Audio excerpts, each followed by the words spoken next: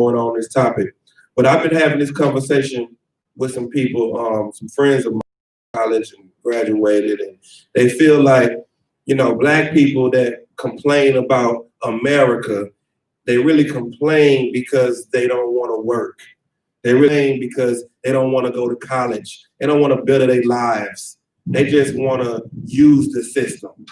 So I did this lesson for them specifically today, because that is a coon mentality. That is a mindset that our enemies want us to have. They want the oppression that's in America that we've been living under is not real.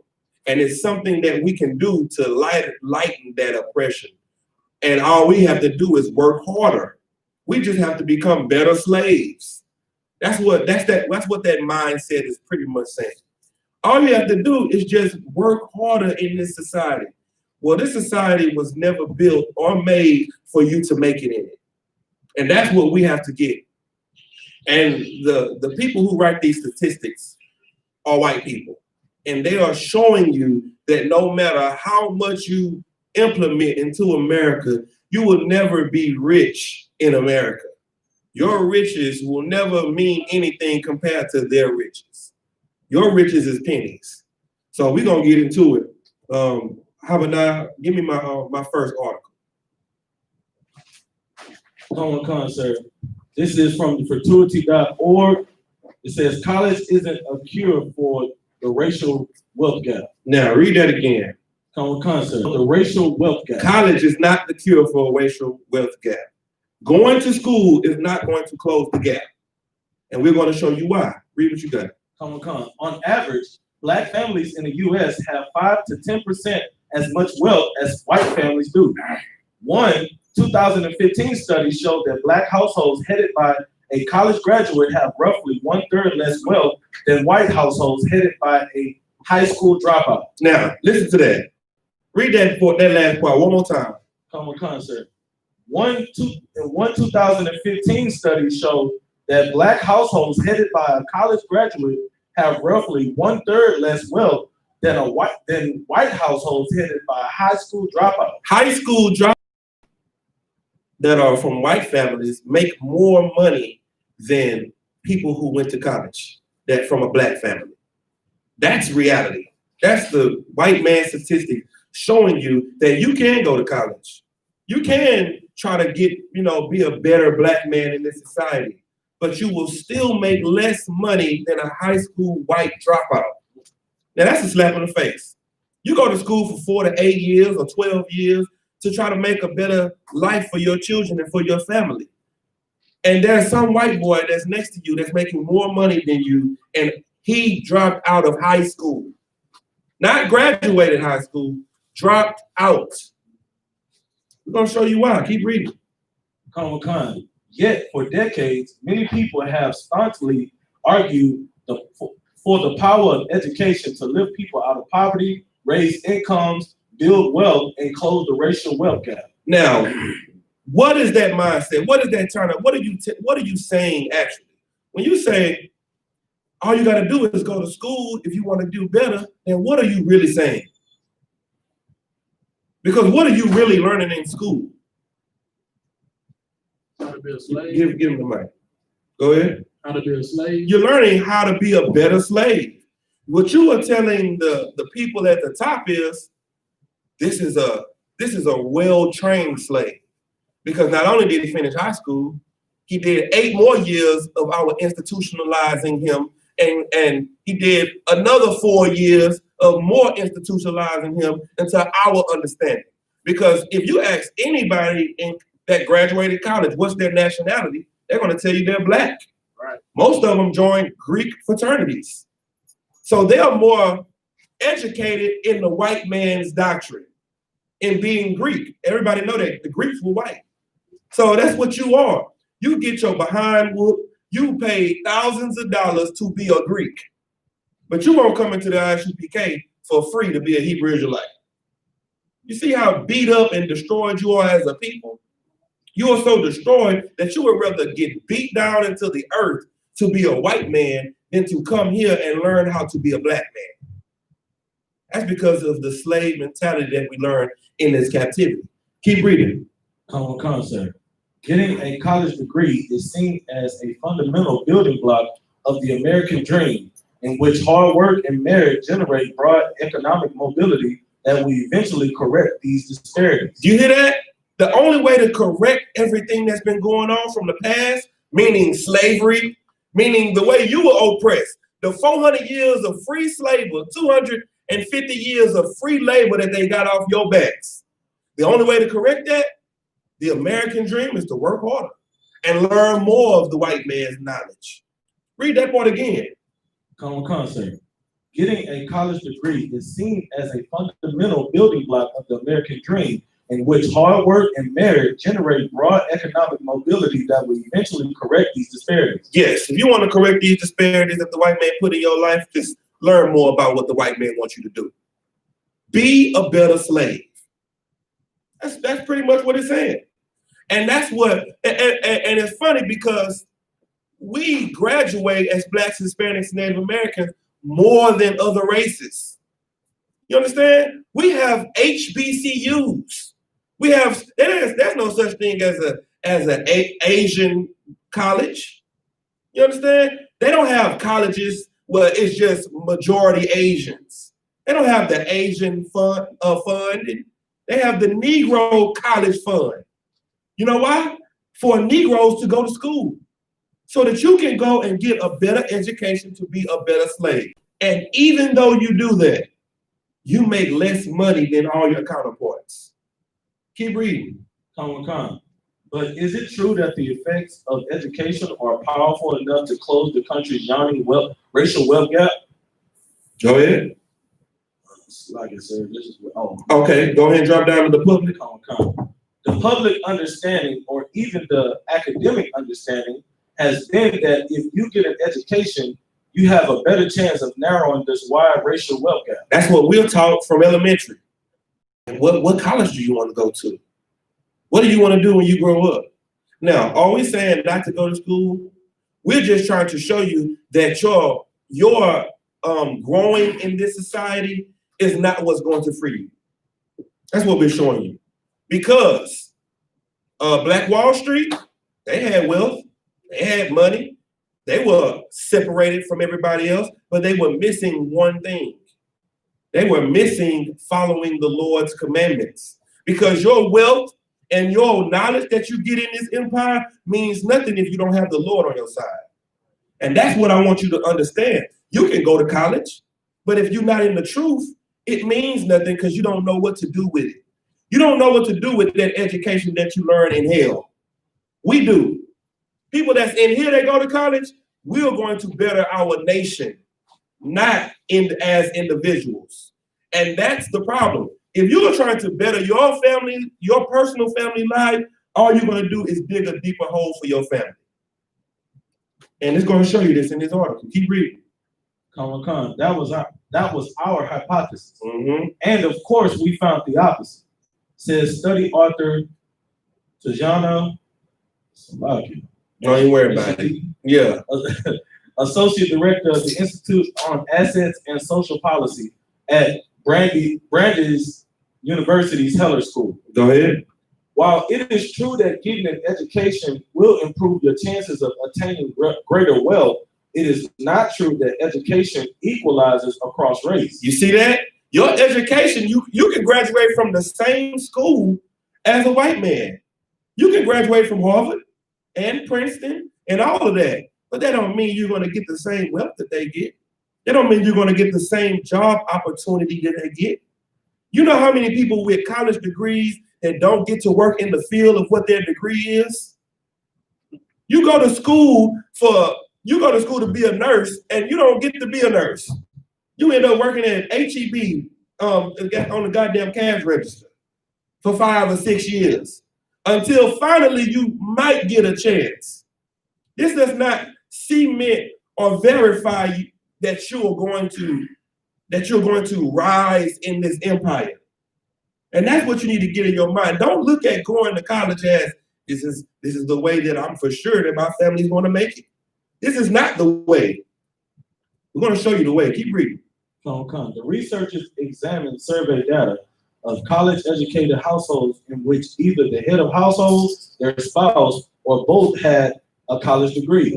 Go ahead. They looked at wealth outcomes for Black and white families nationally using a survey that tracked the same people from 1989 to 2013. Go ahead. In 1989, the college-educated white households had roughly 5 times more wealth than the college-educated Black households. You see that? In the same time period, graduating from the same school, they had 5 times more wealth than you. And it ain't really got nothing to do with you because of what's been done before you. You are born in a hole. You will never be on equal ground with them. And you already got the odds against you. Go ahead. Come on, sir. By 2013, that wealth gap ratio had tripled. You see that? Go ahead. What we're seeing is that for African American families, there are some costs to getting a college education that don't exist for white families. You know what? I ain't gonna jump ahead. Go ahead. Says Taylor. Black students are more likely to take student loans and more likely to take larger student loans than white students. Why don't white people have to take as big as student loans as we have to take? Go ahead, Shapar. They got money. They already got money. They got money that they can send their kids to school on. You are the only one in your family, majority of us, that if you go to college and graduate, you're probably the first or second person in your family to go to college and graduate. Majority of your family probably went to college, but they didn't finish. So when you finish, you are probably the only one in your family that gets a college degree. We're gonna see, keep reading. In part, this has to do with family wealth. This has to do with what? Family wealth. Individual wealth? Family wealth. This is about the family you come from. Go ahead. White parents are more likely to have enough to pay for part or all of their child's college tuition. White families have enough money to pay for part or even all of their college tuition. What do you got? All you can do is get a loan after loan after loan, and when you graduate from college, what are you in? Dead. So now, if you do get a good job, you are spending the next 10 years paying it back and trying to survive. That's what you're doing. So trying to get above in this place, it is a great thing. It's a great opportunity, but you have to know that the odds are against you fully in doing so. Go ahead. Sparing them the burden of student loan debt. Go ahead. Feeling the pinch. Machete. Skip that. Well, yeah, no, go ahead, give me that. I gotta get that. Machete and Taylor also observed that other intergenerational financial transfers play an important role in building and maintaining wealth in adulthood. Mm-hmm. They found that white college-educated households are more likely to give money to their children to pay for college, for example, or to put a down payment on a home. Now, white parents are able to pay for college or put a down payment on a house for you. Right? Like, how many of you got cars when you graduated from high school? How many of you got a house when you graduated from high school so that when you went to college, you could have somewhere to stay? You don't have to stay in the dorm. You don't have to do that. That's what white people think about when they have children. When they have children, they start setting money to the side for college. Little Timmy is in the arms of his mother, and he has $10,000 in the bank. Because at his baby shower, Granny put $5,000 so that he could put in the money in his account. They uncles come with $1,000 or $500. What do your friends and family come with? Pampers, bottles. Because that's all they can afford. But the white average family, they are business owners. The white average family have wealth that has been passed down from generation to generation. So it's able to build something for this child that's coming in. You being the only one that goes to college, or you're not going to be able to put a dent in that. It needs to be it needs to be a family of people that go to college. So if I went to college, my wife went to college, then my kids go to college, then now they're kind of in my grandchildren would be in a better position then, because I will be able to give to my grandchildren, my wife will be able to give to my grandchildren, and their parents will be able to give to their children. Now they're on a higher ground. But being that you're the only one interested, you are starting to now try to put dirt in a hole that has been being dug for your family for the past 200, 300, 400 years alone. Go ahead, Al. Oh, thank you, sir. And on top of everything that they do for their kids, they also, like with the savings account, I know some banks, especially when you deposit like a large amount in the savings account, they, like from birth, it accrues interest. So by the time they're grown, it can probably double or triple.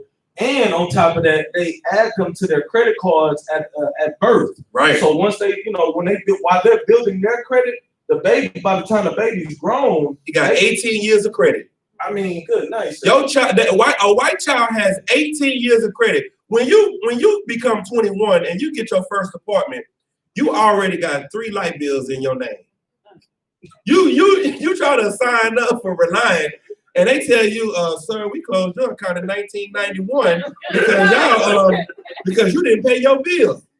And you be like, damn, in 1991 I was 4 years old. How the hell did I have lights?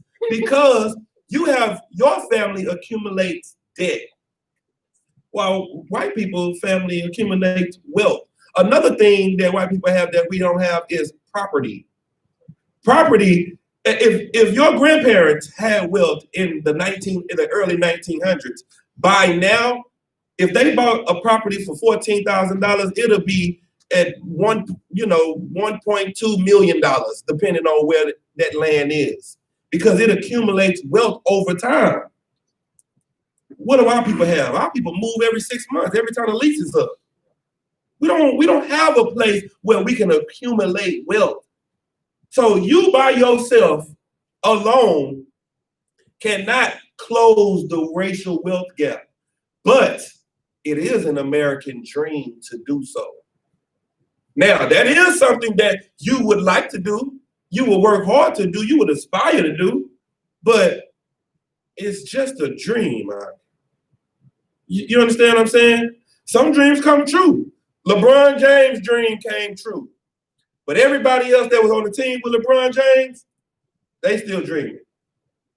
So you could be 1 in 300 that could make it out of the hood. You understand? Or you could just be another dreamer. We have to teach our kids about reality, about what's actually possible for you to obtain. And you know what's actually possible to obtain? To change your life. You can't change America. You can't change 400 years of slavery and oppression, but you can change who you are right now. And you can start to build a society where your children will actually be able to prosper. Go ahead, Art. Yes, sir. So true what you bring up about generation wealth. But I work in a plant, and it's also generational opportunities too. Go ahead. Yeah. You come into the plant. A lot of times you'll see an 18-year-old general foreman. Right. You know what I'm saying? A 20, 25-year-old plant manager. Mm-hmm. You know, and you ask them sometimes, my grandfather, he got me. Right. He plant supervisor. Exactly. And all they doing is just passing it down from family member to family member. Mm-hmm. And they keep you at the bottom and them at the top. Now, they son ain't never had a job before, but he your boss. Right. He's the supervisor over 30 and 40 and 50-year-olds, fresh out of high school. That's from generational wealth. Go ahead, Art. Gone out of one con. Now, in the 13th Amendment, the thing that our people just so ignorantly got finished celebrating is written to where we were gonna they were going to change the relationship between black people and white people from master to slave to employer to employee. Damn right. So this is all done by design. Exactly. That's the point of this. This is a design that you think your dreams is going to get you out of. And UPK, we the home of the truth. We gonna tell you the truth. We don't make dreamers in here. We make doers. People that do things. Now, are we saying not to go to school?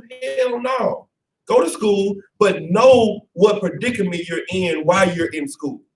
Like, as a high school teacher, I told my kids all the time to get a trade. That's what I told them to do. I told them to go to school, learn how to weld, go to school and learn how to do something that they can get money for instantly. That's what you do. You put this little money that you're making, you can make money instantly with a trade. Learning how to put down some pipes or lay some cement or something like that, you can get money instantly with a trade. Instead of waiting 12 years in school and then hopefully through some kind of connect, you can get a job to start paying back some of it. Like it's an uphill battle. You're going to school, you're digging more into the racial wealth gap. You're the 400-year pit that you in, you dig more into it going to college with the loans you get. You see what I'm saying? Keep reading now. Give me some more on that. Common concept. Black college-educated heads of household, on the other hand, are more likely to financially support their parents in addition to their children. Now, let me ask you something. When black people go to the league, what is the only reason they wanted to make it out of the hood? Buy mama house. I want to take care of my mama. The only reason you want to make it out of the hood is so you can take care of mama. Because you know how hard it's been for y'all growing up. White people don't think about taking care of mama when they... Now, what white athlete have you ever heard say, I had to make it in the NFL so I can take care of my mama? None. They damn near got in the league because of their mama and daddy's connect. Right. You see what I'm saying? But us, we get a little money and we have to think about the people that's behind us because they don't have it. White people don't have to do that. So what is that doing? It's making it harder and harder for you to get where you're trying to get. You're going to school for yourself, but once you get it, everybody like this. Hey, I see you just graduated. Oh, I'm gonna give you $50 as your graduation, and next week I'm gonna ask you for $2,000. Because I know you got it. You graduated. That's what you live. You are now the new meal ticket of the family. Keep reading. Common concept.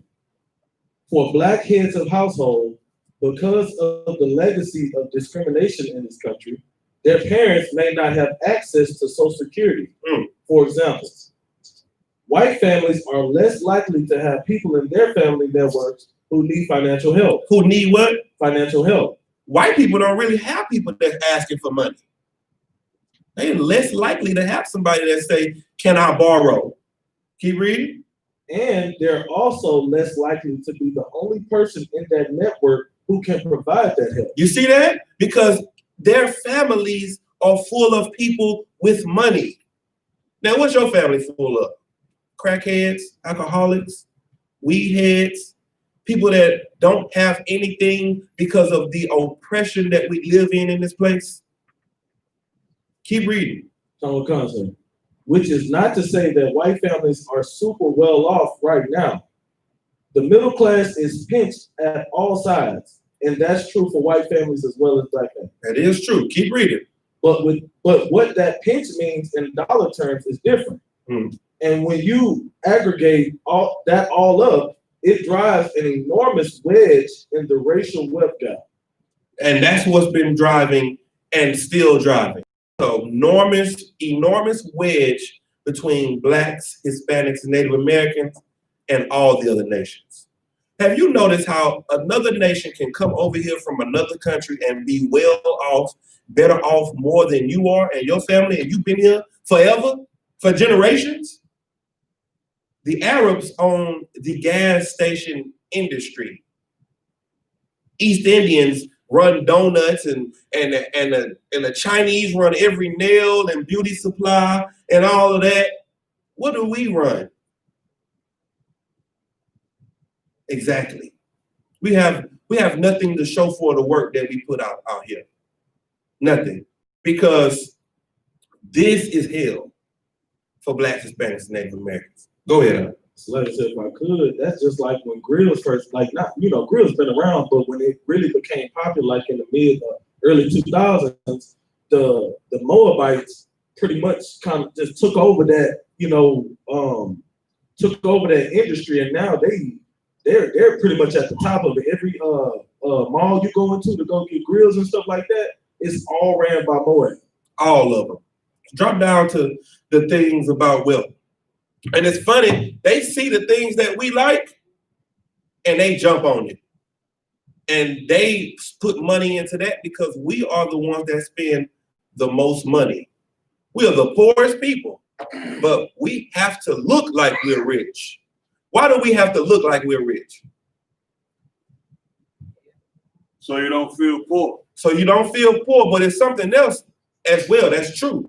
But it's another reason that you have to look like that.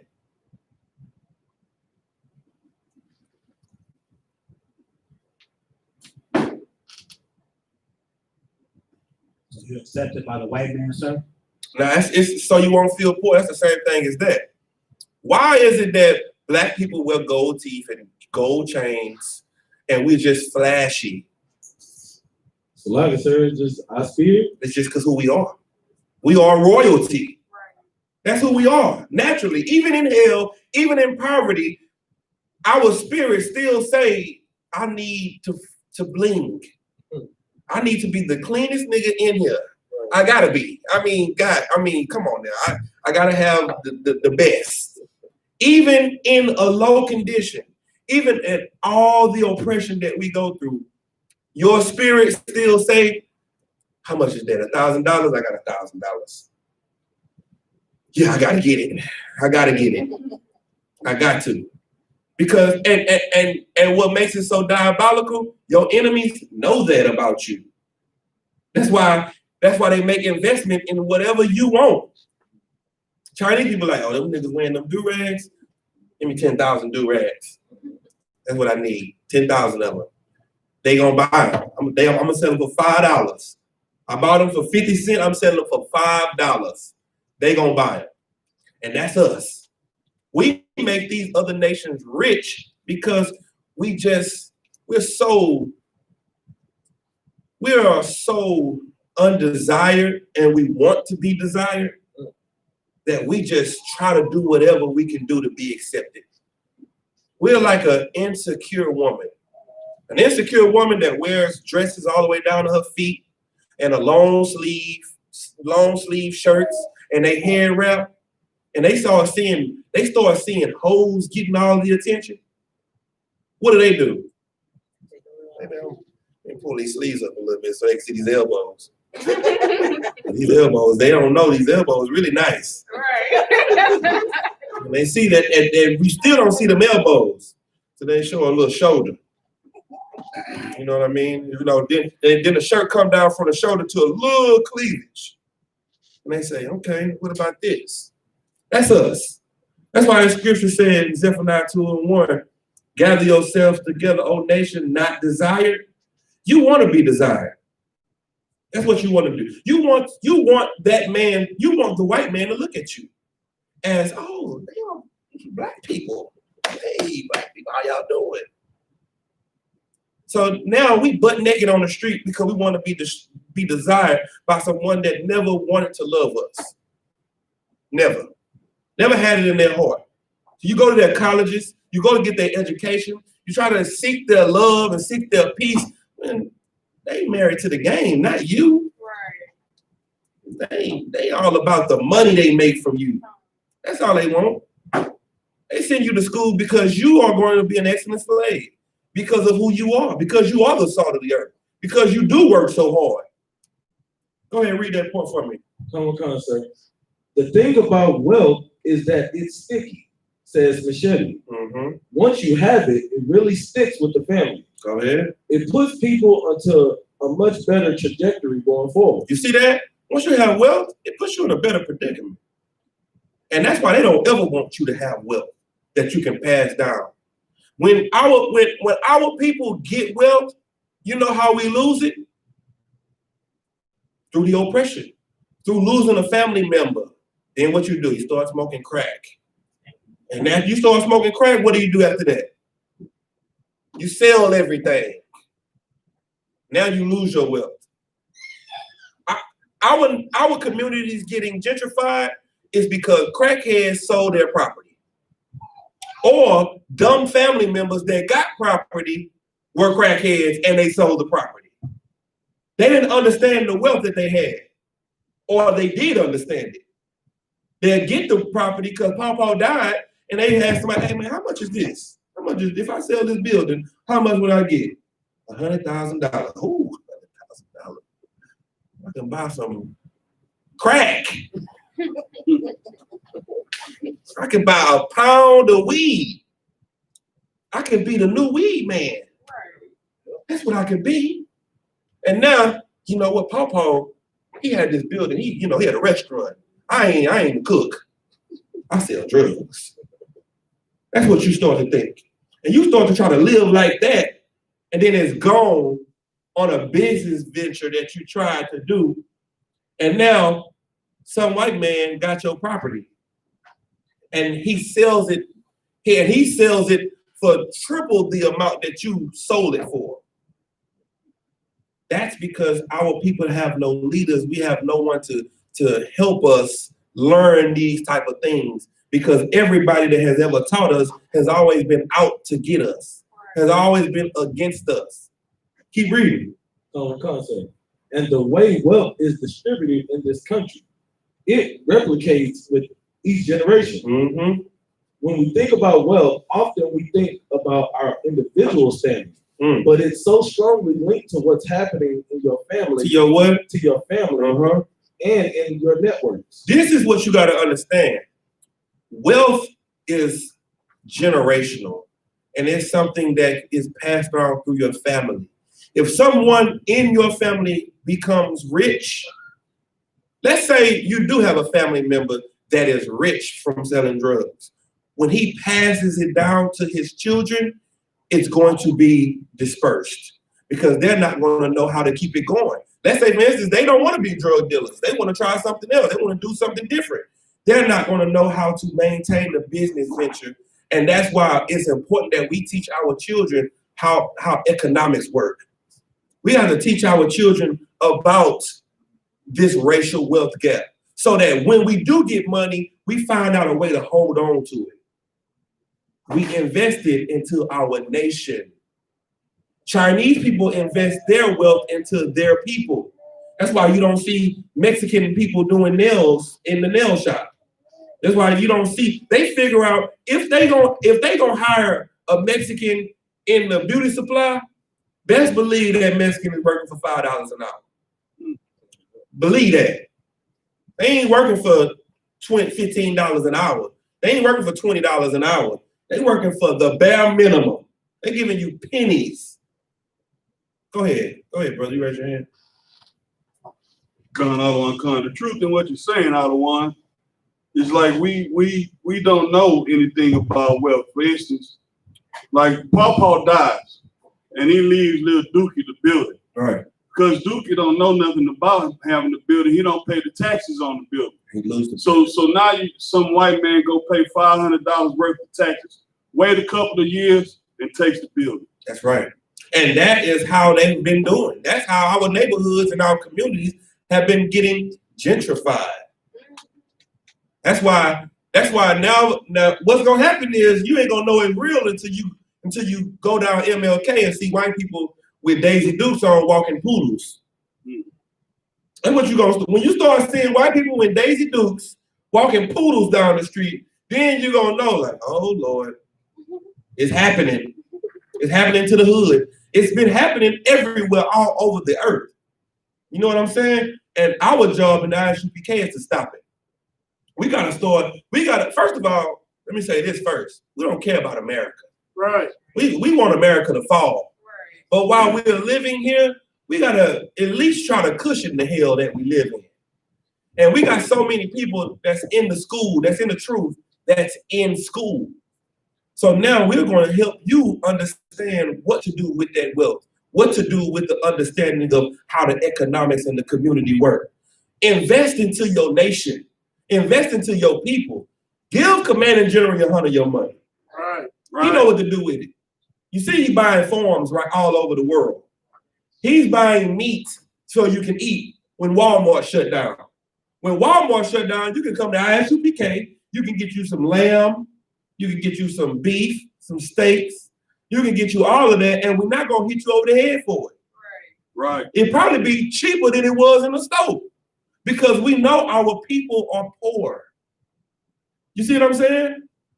That's what you got to, like, your leadership is, the people that you have over you, it is important because the people you have over you right now are the ones who are draining you. They're the ones that's sucking you dry.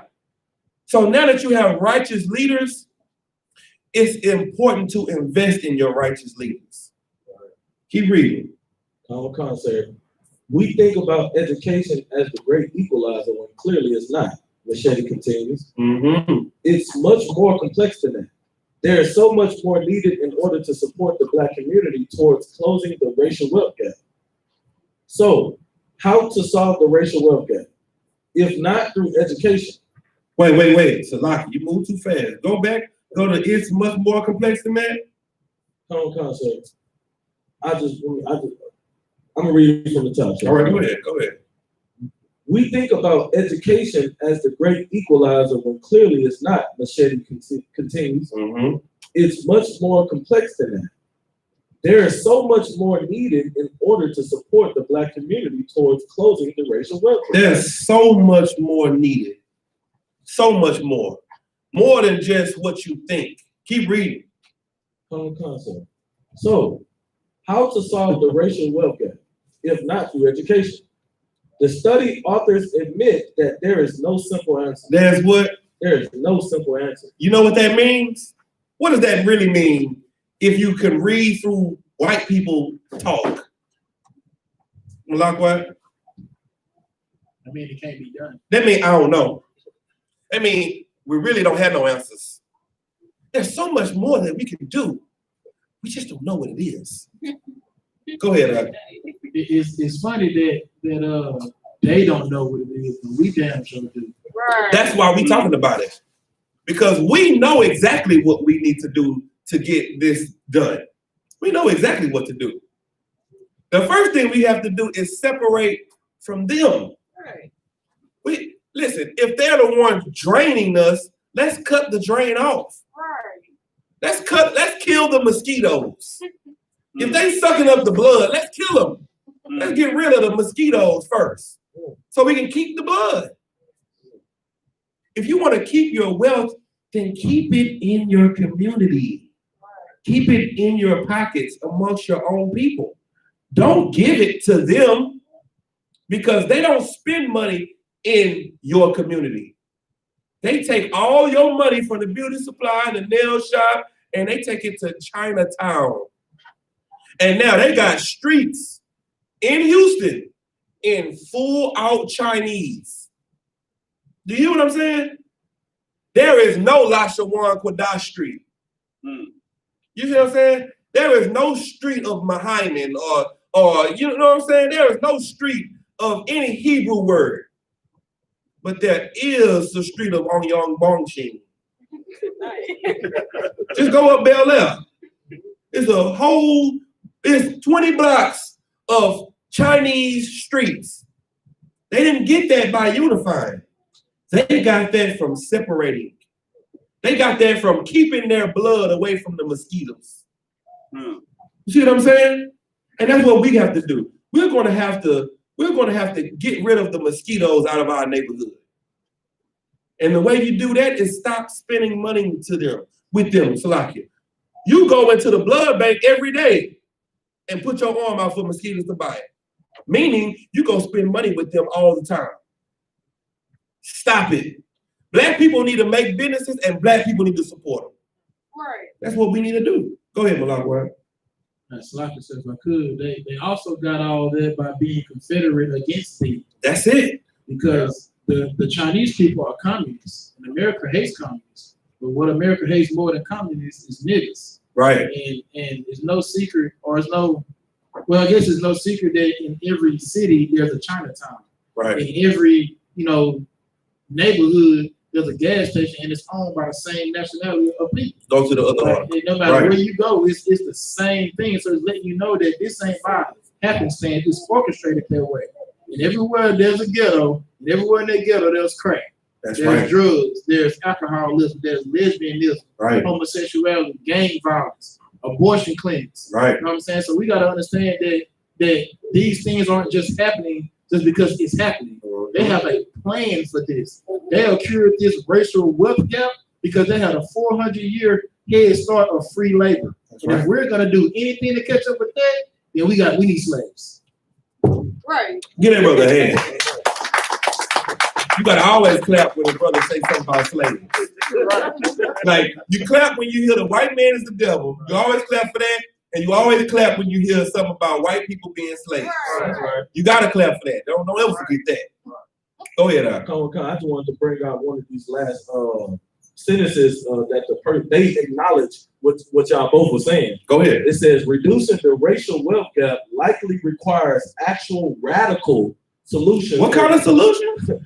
Actual radical solutions. No, we gotta love and have compassion and come together with everybody. Radical solutions. You know what's radical? There is nothing on the earth more radical than the I.S.U.P.K on the command of generation. That's right. There is nothing else more radical than the I.S.U.P.K. And that's the type of solutions we will have to take to fix our community. Radical solutions. We're going to have to do something that nobody would ever do.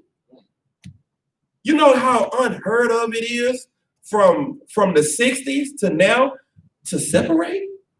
Before that, that was the norm. But like, because we are young and we were born after the 60s, hearing about segregation to us sounds like a bad thing. So when you hear the I.S.U.P.K say you need to separate, to you it sounds like, oh man, you're trying to go back to the old days, man. That's bad. But there is no time in history when nations were together and everything was good. The only time nations were together is when another nation was above another nation. That's it. It was for them to have slaves. America was built on the backs of slaves. Right. And guess what? They were selfish with their love. They weren't loving everybody. The Declaration of Independence said we hold these truths to be self-evident that all men are created equal. Guess what he was talking about? All white men are created equal. White women were not even created equal to white men. This was talking about this. So like, give me the Black Image and the White Minds. Give me that book. I'm going to show it to you in more than one place because that's something. It should be in the book bag. It should right there. You got to understand that this is nothing. This whole thing that we talking about separate. This is not new. What's new is joining together. That's the new thing. Somebody else find that book for me. I need you to read from me. That's it right there. Go ahead. You finished with where you was at? Oh, okay. Read this right here. Read this highlighted part. Let me show you what America was built on. Tell me what the book is and the year and all that. Common concept. This is the Black Image and the White Mind. The debate on Afro-American character and destiny from 1817 to 1914. Now, this is old. This is how white people have always thought. Don't think that there's something new. Donald Trump is showing you that these people are still alive. These racists, these people that don't like you, they still alive. Just because Becky at work tell you she like you because you black, and I got black friends. And Becky don't love you. If Becky had to choose between you and her people, she would choose her people. But guess what? If you had to choose between your people and Becky, you would choose Becky. because you are a sellout. You are a traitor. And America has taught you how to be a traitor. You wouldn't say, I choose Becky. You know what you would say? What would they say? All white people ain't bad. No, I choose everybody. That's who I choose. I don't choose nobody in particular. I love everybody. Now, read what they say right there. This is page 61. It says, those who embraced the second option saw themselves as preserving the egalitarian philosophy as a white racial prerogative. Go ahead. This latter view was stated securely by the Alabama fire eater William Yancey. Go ahead. Before a northern audience in 1860. Here you go, right here. Your fathers and my fathers built this government on two ideas. Now, this is what he's trying to get. Listen, he's talking to white people. He's like, listen, let's not lose the vision of America. Our fathers built this government on two things. Go ahead. The first is that the white race is the citizen. The white race is the real citizen. And the what? And the master race. And the what race? And the master race. Now, the white man don't give a damn about talking about slavery. The white man don't give a damn talking about slaves, but you do. And it's funny that you care so much about talking, man, when half of people that's black say they Indians. Just think about it. Half of the people that's black say, oh, I'm half Cherokee. I'm Blackfoot. My grandma was an Indian. Every black person say they Indian. But when you talk to an Indian say, pale face speak with forked tongue. The white man this. The white man stole this. I hate the white man. That's what they say. But you love him. Guess who are the Indians today in America? And guess. Malagwa? The white people? Who are the real Indians? Not who say they're the Indians. Who are the real Indians in America right now? I'm talking about, go ahead. The Mexicans. Give them a hand. Mexicans are Indians. And guess what? You say that you have Indian and half black. So that means you have what? You have Mexican and half nigga. That's what you are. But you don't talk the lingo of your ancestors. You don't say that the white man is the devil. You don't say that pale face speak with forked tongue. You talk the language of the white man. You say, I gotta love everybody. God loves everybody. Indians didn't say that. Indians don't think that. You think that because you are white in your mind. Keep reading. Concept. The first is that the white race is the citizen and the master race, and the white man is equal of every other white man. He's equal to all people. Every other white man. No, he's equal to everybody because we all created equal. Every other white man. This is what the white man said. White man said the white man is only equal to white people. The other white men. Go ahead. The second idea is that the Negro is the inferior race. That's the second idea. This is what America was built on. America was built on black people are slaves, white people are masters. Now, when we tell you the kingdom of heaven is for black Hispanics and Native Americans and everybody else is going to be slaves, you get mad at us. And you say we racist. What is that? That idea that they built America on got them the best country in the world. They are the strongest country in the world because of them having selfish love for each other. When are we going to start having selfish love for each other? When are we going to start loving each other and each other only? That's why this school is here. That's right. Now, give me that second article. Common concept. The Royale, send me one more time. This is the racial wealth gap. That almost sound official. Statistics, causes, how to close it. No. Give me the next article. This the one, sir. So like, I sent you that. Common concept. Balance.com. No, I need the racial wealth gap. The second article. In the United States, right? Hold on, let me look at it. So like, How to close the racial wealth gap. Go out of this article and go to the next article. It's 2 of them I sent you. You got it? What it says, the racial wealth gap? Yes. Come on, it's the same one. Okay, go ahead. Select it. It said, this is from thebalance.com. It says home equity and racial wealth gap. Starting, it says, the racial wealth gap is the disparity in the median household wealth between the different races. Mm-hmm. Home equity is a large percentage of most families' wealth. As a result, increasing minority home ownership is critical to closing the gap. Mm-hmm. Where did the gap come from? So it's Salakia. Okay. I think you got the wrong article. Let me send it to you right now. Salakia. Give me 1 second, everybody. All right. There you go. Right there. You got that? That's the same one. All right. Again from the top. It says the racial wealth gap in the United States is the disparity in median wealth between the different races. All right, go ahead. This gap is most pronounced between white households and racial minorities. Whites have more wealth than Black, Latino, and Native American households. Then who?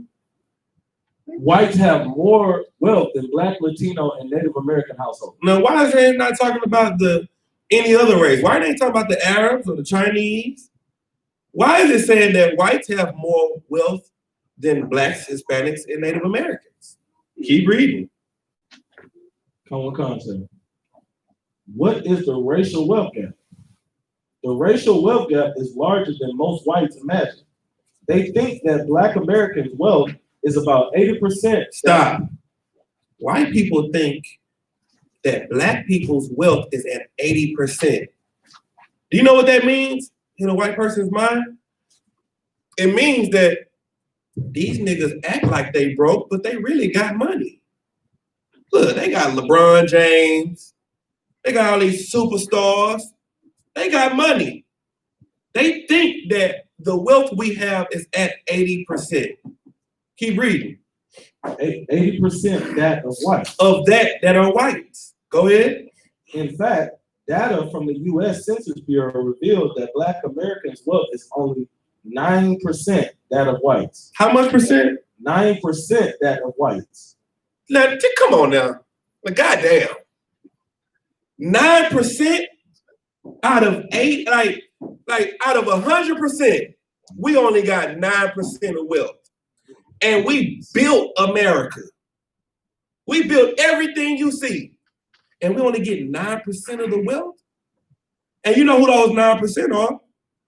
Those are your entertainers. Right. That's it. Everybody else, that's you. Keep reading. The racial wealth gap in numbers. In 2016, the median net worth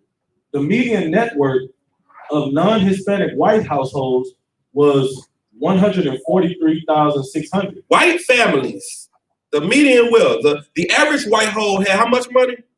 $143,600. They had the average a white man and a white woman together had $143,000 in a bank. Average. Keep reading.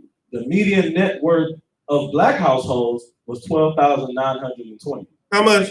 $12,920. The Black family probably some uppity niggas probably got $12,000 in their bank account. Right. Probably. Doing some Negroes that's doing good might have $12,000 in their bank. Go ahead, Art. So like I said, that's not what net worth is. Everything you own. Damn, that's even worse. Right. So it ain't the 12,000. It's the your car from Kelly says about 4,500. You got this PS4, that's about 100. Add it up from there. Your old grandma earrings, couple pair of Jordans, some cell phones. You know what I'm saying? You might got a computer, little flash screen from the $1,200 Corona chip. So the stuff you got in your house together, $12,000. But the white man's wealth and what he got in his house and all of his belongings, $143,600, roughly. Average. This is your average white man with bugle boys on. But you Blacks, Hispanics, and Native Americans that work the hardest on the earth, Right. you probably got $12,000 worth. Your net worth is about, I don't know, some good niggas, 12,000. Right. Keep reading. Native American wealth. This gonna piss you off. Brace yourself. Go ahead. Really nice, sir. Native American wealth has not even been measured since 2000. Now, what does that mean? They ain't got nothing. And you mean to tell me the white man ain't the devil? Right. Gotta be. This is the Native Americans' land. Right. And they not even on the scale in their land? Come on now. And you get mad when we talk about other nations going into slavery? You are the problem.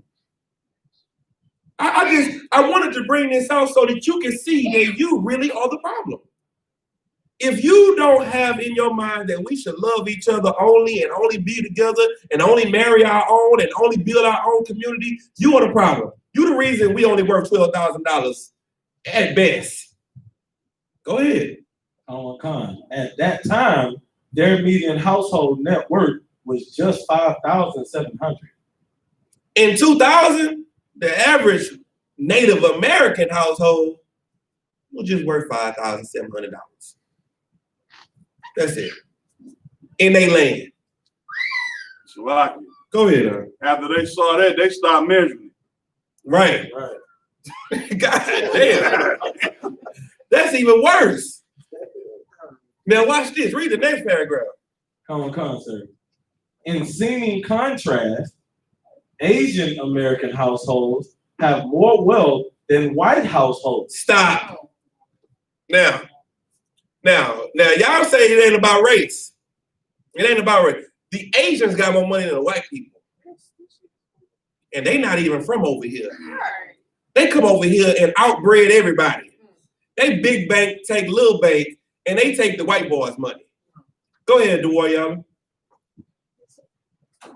That's exactly what I made, sir. The white man dropped the bomb on the Asians. And the white man defeated the Asians in war. And the Asians still got more money than them. Go ahead, Con. Asians come here. I heard that Asians come here, get a social security number and go to work and destroy all their credit and everything, then go back to Asia for a few years and then come back and get a brand new set of numbers. That's so right. that their credit starts right over. God damn, they got the system and they in the palm of their hand. Hold on, I'm looking for this part. This is very vital. And then I'm gonna get off these. Go ahead, read some more on the Asians. Come on, sir. But that apparent success story hides a wealth gap within the minority. The richest Asian Americans held 168 times more. There you go. Drop down to one reason. 2 paragraphs under that. Come on, sir. One reason for the discrepancy is the number of extremely poor. Start that, but the one right before that. So Come on, sir. The racial wealth gap is worsening. Yes. Between 1983 and 2013, white households saw their wealth increase by 14%. Then, since 1983 to 2013, white people have been getting richer by 14%. What about blacks? But during the same period, black household wealth declined 75%. How many percent? 75%. 14%? 75%. Go ahead. Median Hispanic household wealth declined 50%. How much percent? 50%. Now you mean to tell me that's not a system that's set up against you? That's destroying you? Do you hear these numbers? 75 and 50%. Damn, they're all of them, sir. That's everything. And guess what? They ain't mentioned the Native Americans. Why? Because they not even on the board. Not even know. They ain't even on the board to take money from them. Keep reading. One reason for the discrepancy is the number of extremely poor black families. Mm. The Economic Policy Institute reported that 25% of black households have zero or negative net worth. How much? Zero or negative net worth. You know why you have zero or negative net worth? Because they set up a system called food stamps, housing. They set up all of these different systems so you're not making money. They're paying you. They're paying for your life. So now you are not making money. And what starts to happen is you be like, oh, well, shoot, my rent, $25, so I'm good. I ain't got to go to work. So now you never start to make money because you are eating off of the government. So now you are at, read that again. Common concept. The Economic Policy Institute reported that 25% of black households have zero or negative net worth. Mm-hmm. Only 10% of white families are that poor. How many? Only 10% of white families are that poor. Go ahead. Since so many black families own nothing or are in debt, it drags down average wealth for the entire group. Now, you think that going to college is the thing that's going to get you right. But they're looking at this from a nation standpoint. The racial wealth gap is not based off of how much money P. Diddy makes. It's based off of how much money we all make. You see what I'm saying? It can't be closed by just one of you. It has to be something that all of you have. It has to be an average. And we had zero. And that's because the rich are so selfish and so stingy, they don't even think about us, the poor. Go ahead. Common concept. You finished with that? Pretty much. Scroll down to this racial wealth gap exists, and then we're going to get to the scriptures. You can scroll. It's under economic impact and racial wealth gap. It's under that. It's the third, it's the third paragraph. I just want to pull this out of the article too, and then we're gonna get into the scripture. Economic impact of racial wealth gap.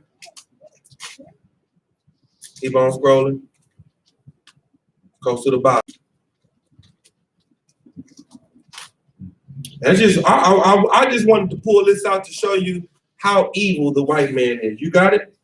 This racial wealth gap.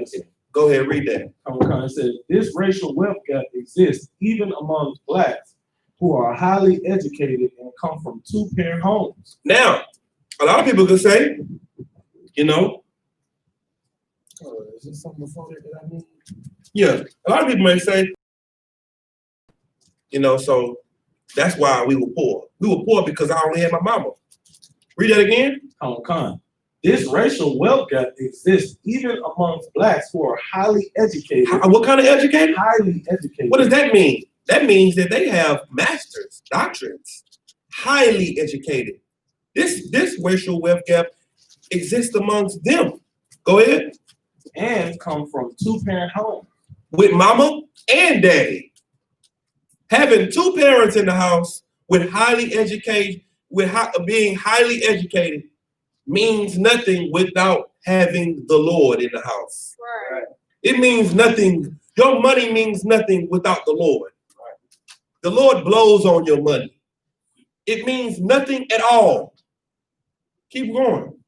Black families with graduate or professional degrees have $200,000 less in wealth than similarly educated whites. Did you hear that? So you go to school at Harvard with some white boy, he graduated, you got $200,000 less than him because you got a 400-year debt that you've been sitting in before you even went to college. His parents sponsored him going to school, so the job that he gets is full profit. You get a job, you paying back them loans, you paying back everything that you paying back the credit cards before you went to college or while you was in college, you paying back all of this. You got a master's degree with a 300 credit score. Keep reading. Go ahead, Lamia. Gotta help mom out when you make it. And you gotta help mama out when you make it. So that's why you went to school. I got mama, I gotta get mama a house. Everybody go to school so they can help mama. Go ahead. Con. These Black or Latino college graduates don't even have as much wealth as white high school dropouts. Read it again. These Black or Latino college graduates don't even have as much wealth as white high school dropouts. White college dropouts? High school dropouts. These white people don't even have college diplomas.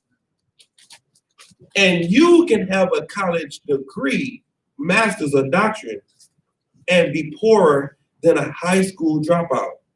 Because you know what a high school dropout has? Rich family. He has a family. He has brotherhood and sisterhood. He can drop out of school, but be your boss at the plant. Be your boss wherever because his papa. He didn't have to finish college, finish high school. He could just go and say, Papa, I need a job. And go from nothing to making $40 an hour. With no college degree, with no high school diploma. You know what we need?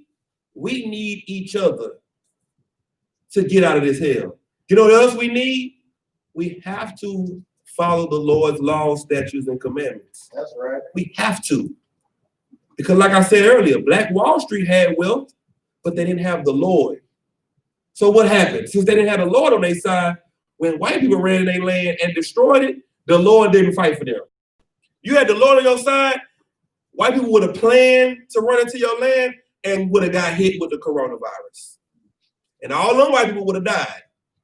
We've seen it happen over and over in the Bible. Gideon was going to war to fight against 3 different armies. When he got to the war, what happened?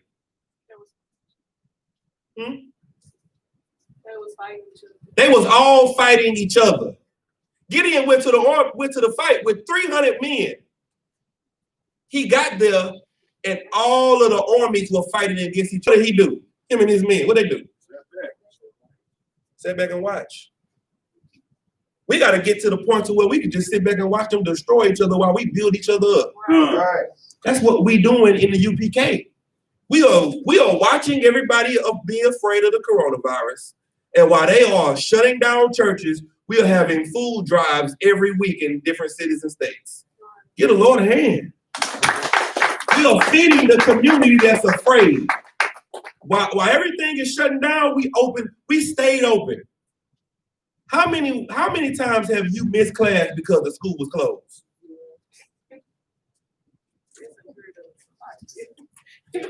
Not one day. You see what I'm saying? Not one day. How long has the Christian church been closed? Months. Because the Lord is not with them. That's right. When the Lord is with you, business is good. Pastor know it too. When the Lord is with you, nothing can stop you.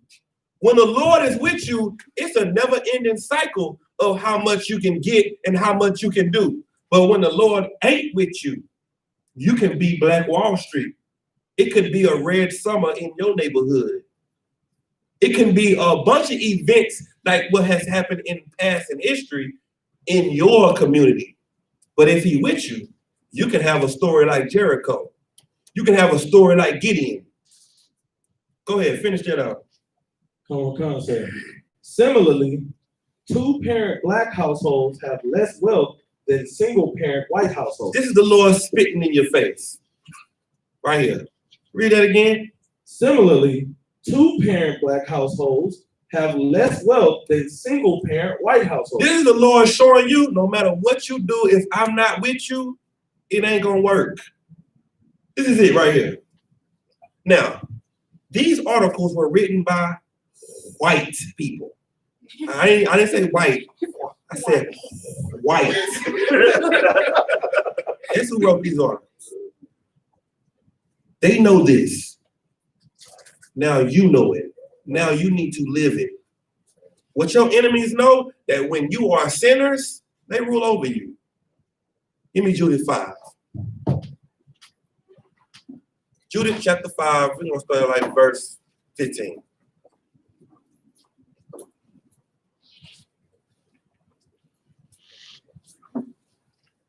Go ahead. And somebody else give me Ecclesiastes 13:23.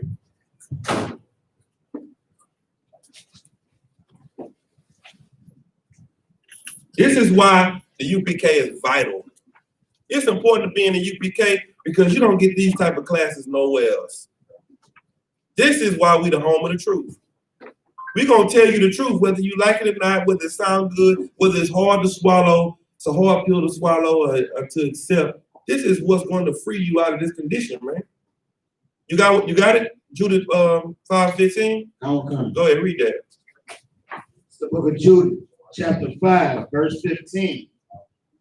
So they dwelt in the land of the Amorites, and they destroyed by their strength all them of Esbon, and passing over Jordan, they possessed all the hill country. I pulled this scripture for a specific reason. Why is this important? Why is this what he just read important? Because this is a heathen talking about us. And you know what the heathen know that we don't know? Our history. The heathen know our history. And what makes us fall. And that's how they set their governments up. They set their governments up around us. Keep reading. Read verse 17 now. Come. Verse 17. And whilst they sinned not before their God, they prospered. This is what the heathen know. If we are sinners, then if we sin not against our God, then we will prosper. Meaning we will be above them. We will be the rich and they would be the poor. Go ahead.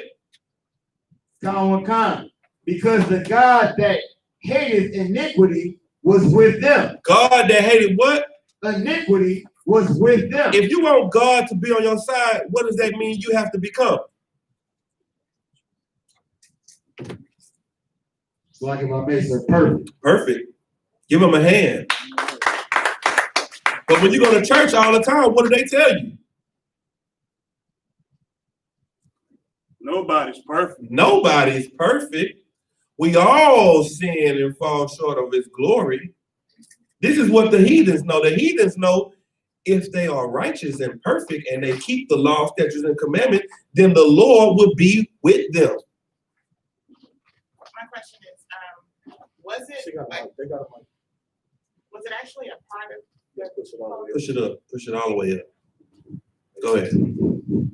was it always a part of the plan, when they removed us from the lands that we were in, scattered us, and then introduced all of these alternative lifestyles, from holidays to homosexuality? Was that to get us further and further and further away from our inheritance? They drop it at a perfect time. We got these niggas eating. It's like, we're going to give them pork, crab, shrimp, and lobster. We're going to wait a little bit, maybe about 30, 40 years. Once they start trying to fight against that, we're going to drop another one. We're going to drop homosexuality. Now, homosexuality was the most recent one. That was the kaboom. You know what I'm saying? So then they had the pork, crab, shrimp, and lobster first. You want to eat pork, crab, shrimp, and lobster? It's a delicacy. It's the new white meat. Niggas was like, man, that bacon sure been smelling good to me. I'm gonna try it. Then we start to eat that bacon. And then somebody must have started standing up against bacon. The Lord said we shouldn't eat bacon. And they say, you know what? It's time to drop another one out the cage. Then they hit you with the new, what's another one? Drugs. Crack, drugs. Get high.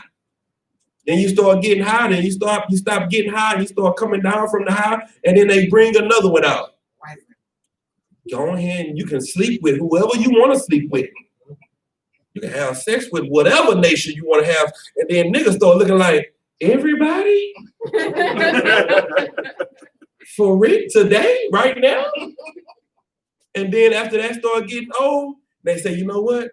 You can sleep with anything you want to sleep with. Yeah, good, nice. You can sleep with a kid, you can sleep with a man, you can sleep with a tree, you can sleep with whatever you want to do, you can do it. And it's like, man, I love this is America, the land of the free. Right. We free to do whatever we want to do. And the Lord is up there looking at you like, These niggas praying. I wish they would. I wish I would help them. I wish I would do something on their behalf. Keep reading. Verse 18. But when they departed from the way which he appointed them. But when you depart from following the way that the Lord gave you, what happens? They destroyed. They were what? They were destroyed. So now you see heart failure, diabetes. You see the cancer that comes from it. You see the AIDS that come with sleeping with everything. You see what I'm saying? You see the destruction of your house while separating it and splitting it up with other nations. You see all of these things happening because of your separation from the Lord. Keep reading. They were destroyed in many battles, very sore. That's what we are. That's what's happening right now. As we live in America, we're being destroyed in every battle because this is a war. What you're living out right now is a war. When a white man kills a black man, that is an act of war. When a black man kills a black man, that is a crime against his own people. It's not a war tactic. But when a white man kills you, that is a tactic of war. And that's what you've been losing. Keep reading. And were led captives into a land that was not there. Mm-hmm. And the temple of their God was cast to the ground. Mm-hmm. And the cities were taken by the enemy. That's what you've been living right now. You've been living in captivity, and you've been living not in your land because your city was taken. Read the next verse. Verse 19. But now are they returned to their God. But if you return to your God, then what happened? And are come up from the places where they were scattered. Mm-hmm. And have possessed Jerusalem, mm-hmm. where their sanctuary is, and are seated in the hill country, for it was desolate. Keep reading. Verse 20. Now, therefore, my Lord and Governor, if there be any error in this people. No, if it be faith in the people. If there be any error in this people. If they believe. If there be any error in this people. What does that mean? If there's any what in you? It's like if I may, sir, any transgression of the law. If there's any sin in you, go ahead. And they sin against their God. Go ahead. Let us consider that this shall be their ruin. This is how our oppressor has always been able to destroy us. Because of our wickedness. They know this. What you're reading right now is a heathen talking to his king. And this heathen is saying, look, Lord, this is what we got to do. If we can get them to sin, then the Lord, their God, will be against them. So if we can get them to commit black on black violence, because the scripture tells us to love our brother as ourselves. So if we start killing, if we can get them to hate each other, then we can get them to be destroyed. If we can get them to be homosexuals, then we can get them to be destroyed. If we can destroy them, they'll destroy themselves, and the Lord won't fight for them. This is what your enemy know. Keep reading. And let us go up, and we shall overcome them. That's what your enemies know right now. They can destroy you because of how you behave. Go ahead. Verse 21. But if there be no iniquity in their nation. But if it be no what? Iniquity in their nation. What that mean? Go ahead, say it loud. If ain't no sin in their nation, go ahead. In their nation, let my Lord now pass by, lest their Lord defend them. Don't mess with them niggas, because God's going to fight with them. This is what your enemies know. And this is why it's important to be in the UPK. In the UPK, that's why we say we are not affiliated with no other Hebrew Israelite group. Because we are not them. They still smoke weed. They still eat pork, crab, shrimp, and lobster, and sleep with women from other nations and men from other nations. We don't do that. We come in here and change our life completely. You see what I'm saying? Because we don't want the Lord to destroy us. We want the Lord to be on our side. in this battle, in this fight that we fight. See what I'm saying? That's it on that. Lies, sir. Go ahead. Lest their Lord defend them and their God before them, and we become a reproach before all the world. Everybody gonna laugh at you when you see how when we come together and put hands on you. Cause that's what we gonna do. Believe that. Don't think that you've been oppressing our people and killing us and treating us the way that you've been treating us, and you think that it's all good. We ain't gonna never get you back. Oh, it's coming. It's coming on which day? It's like about May 2nd. Judgment Day. Judgment Day. Right. That's the day you're gonna get back what you've given. Now, give me 1 Timothy 6:5. I'm gonna take questions after these. I'm gonna pull a couple of precepts, then I'm gonna take questions. Anybody got any questions? Well, how much time we got? Let me see. What time we in right now? Huh? I'm saying we at an hour and what? Okay, we too long. All right, come on, let's go. Come. 1 Timothy 6:5. It's the book of 1 Timothy, chapter 6, verse 5. Perverse disputings of men of corrupt minds, Right. and destitute of the truth, supposing that gain is godliness, from such withdraw thyself. Anybody that's telling you that the way of life is to be rich, if they're trying to get you to understand, if they're trying to get you to think that having more money is godly, get the hell away from them. Gain is not godliness. Who teaches gain being godliness? Christians. They teach prosperity. Right. They teach you that if you ain't got money, it's because you're doing something wrong. You broke because you a sinner. And if you wasn't a sinner, you would be rich and prosperous like me, with a Bentley and a plane in the back. But since you are so evil and wicked, you are poor. And you think, oh man, I gotta keep more righteous. Maybe I need to pay more tithes so the Lord can see that I want to be rich too. Come. Verse 6. But godliness with contentment is great gain. Godliness with what? Contentment is great gain. What does contentment have to do with? It's like about May, sir. Being happy with your daily bread. Give them a hand. Being happy with what you already have. Being patient. You know what I'm saying? Being content in the condition that you in. You ain't, but you eating every day. You know what I'm saying? You ain't hungry. You ain't got it. You ain't got everything you want, but you got everything you need. Keeping the laws and being content in that situation, that's a pretty good predicament to be in. Keep reading. Come. Verse 7. For we brought nothing into this world, And it is certain we can carry nothing out. Come on now, rich people think that they think they gonna, be rich here and die and be rich in the kingdom.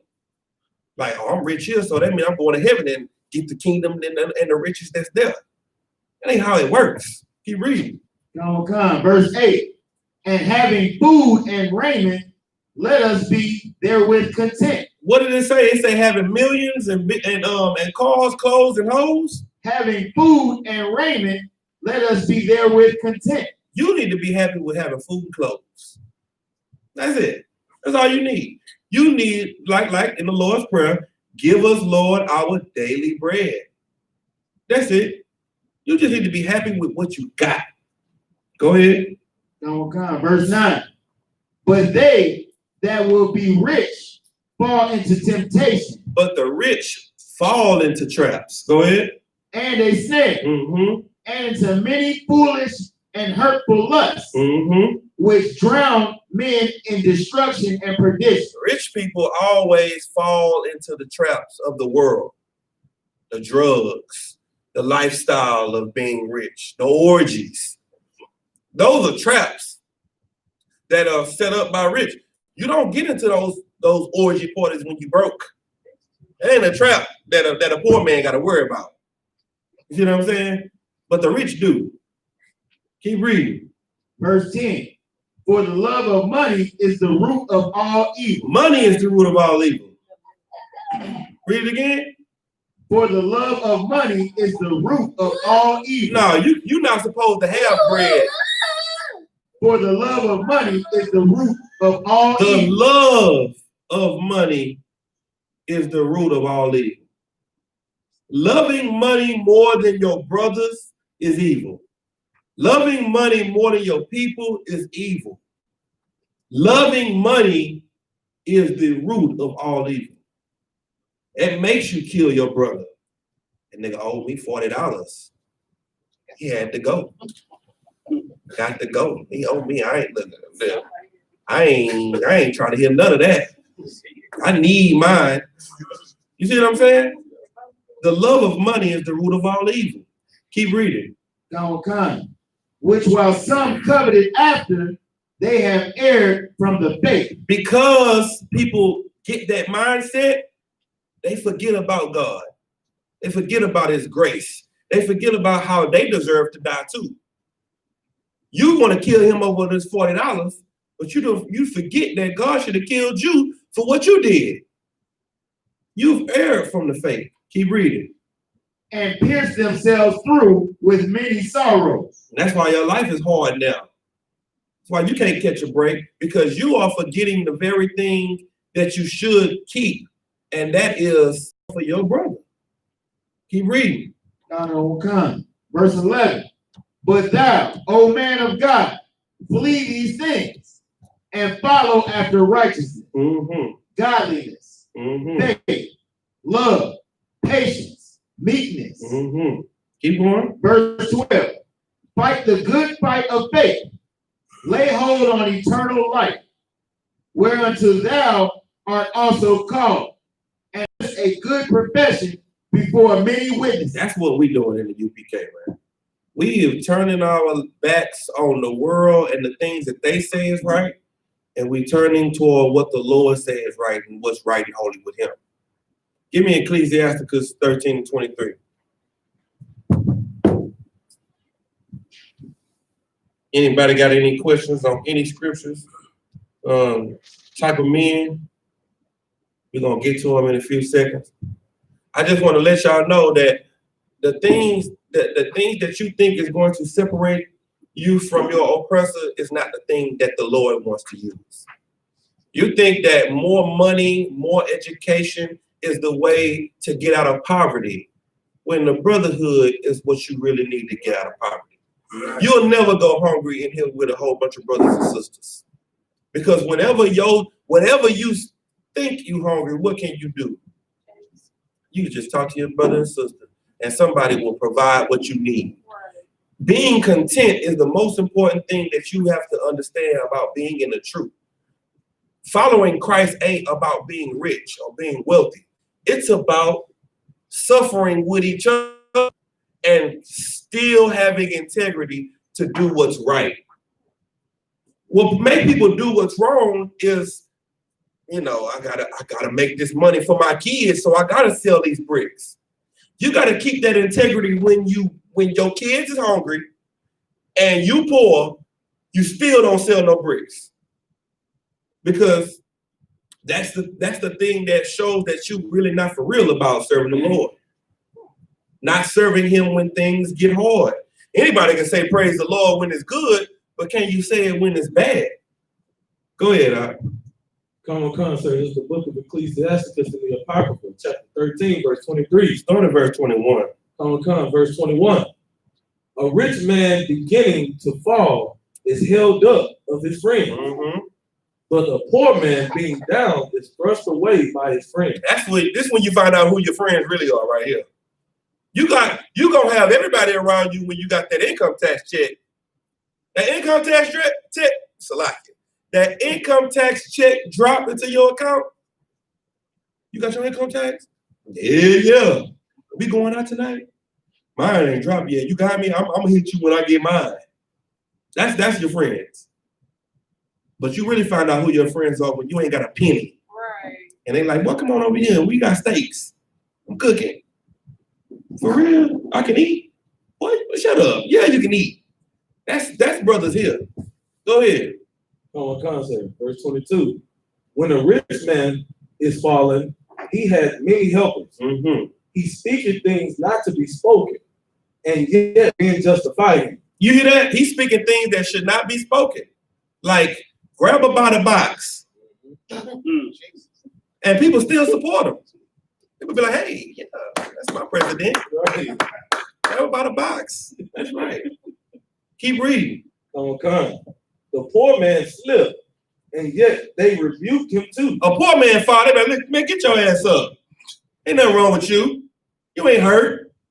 I see that bone sticking out, but you get up. That's how our people are. We have no sympathy for the people that need sympathy, but you have love for the people that don't need it. You will honor somebody that don't really need your love. Donald Trump said, I don't like staying in the White House because it's not Trump Towers. Do you know what that means? Trump Towers is better than the White House to him. Like, my house is better than this. I'm staying here. This is beneath me. That's who we love, the people that don't need our love. But the person who really needs a hug, oh man, it's your fault. Should have never did this. You should have never said that. We have no compassion for each other, but we got all the compassion for the people that don't need compassion. Right. Keep reading. On con. He spake wisely and could have no place. Mm-hmm. Verse 23. He spake wisely. That's the UPK. We speak wisdom, but you don't want us around you. We speaking the truth, but we your enemies because we tell you the truth. Keep going. Verse 23.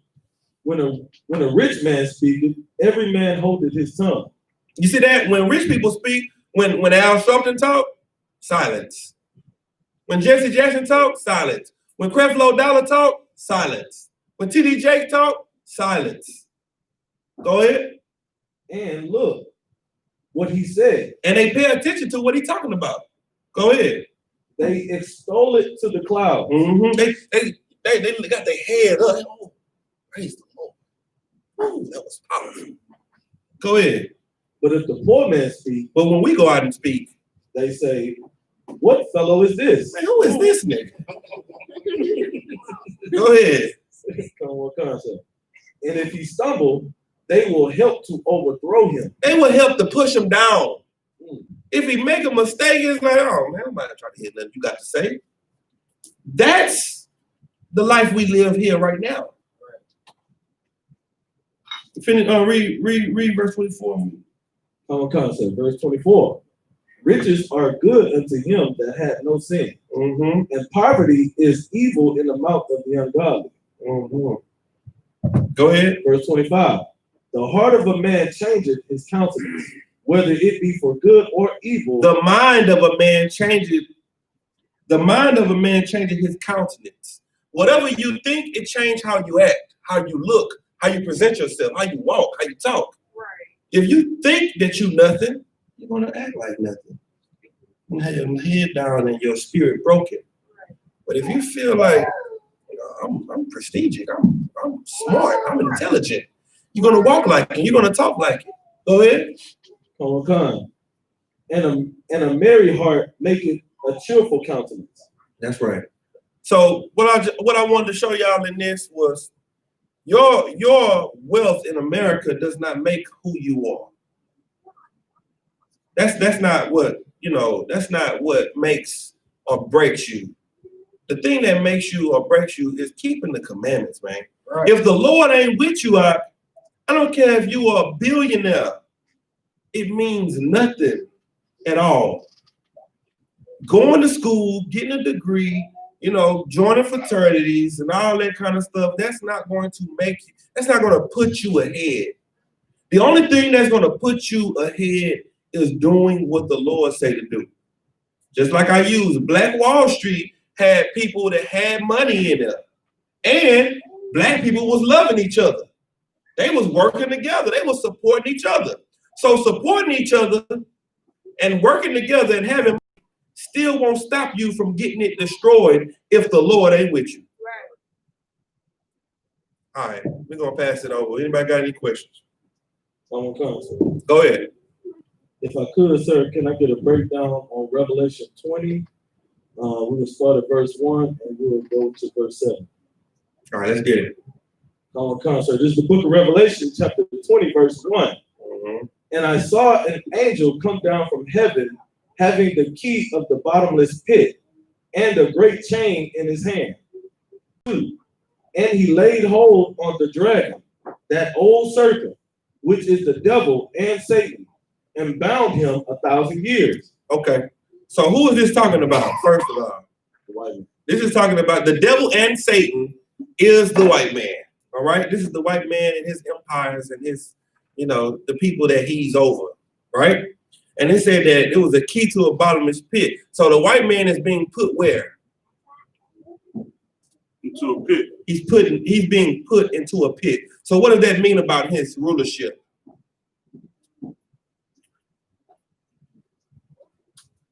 It's coming to an end. Right, but this is not talking about it's coming. What does it mean about his rulership in this scripture? Go ahead. It means it's being put to a halt. Yes, it's being put in chains. It's bound up. Okay, what is it talking about? Go ahead. What you got? Like I was. Never mind. This is talking about the Dark Ages. The water. Go ahead. Keep reading. Come, sir. Verse 3. And cast him into the bottomless pit and shut him up. This is talking about the Dark Ages. This is a time when a white man's authority on this earth, his knowledge was shut up. Nobody listened to him anymore. Black people started to rule the earth again. So his rulership had fallen. Precept. Lucifer, how have thou fallen? You know what I'm saying? This is talking about how the white man fell from rulership and fell from being the authority of the earth that everybody listened to. Now, this is talking about him falling and now not being at the top no more, not being the kings and queens of the earth. Keep reading.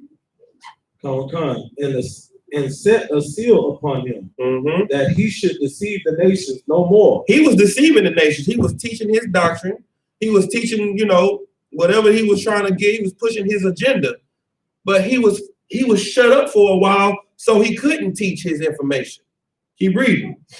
Till the 1,000 years should be fulfilled. What does that mean about this time period? Does it mean this was a literal 1,000 years?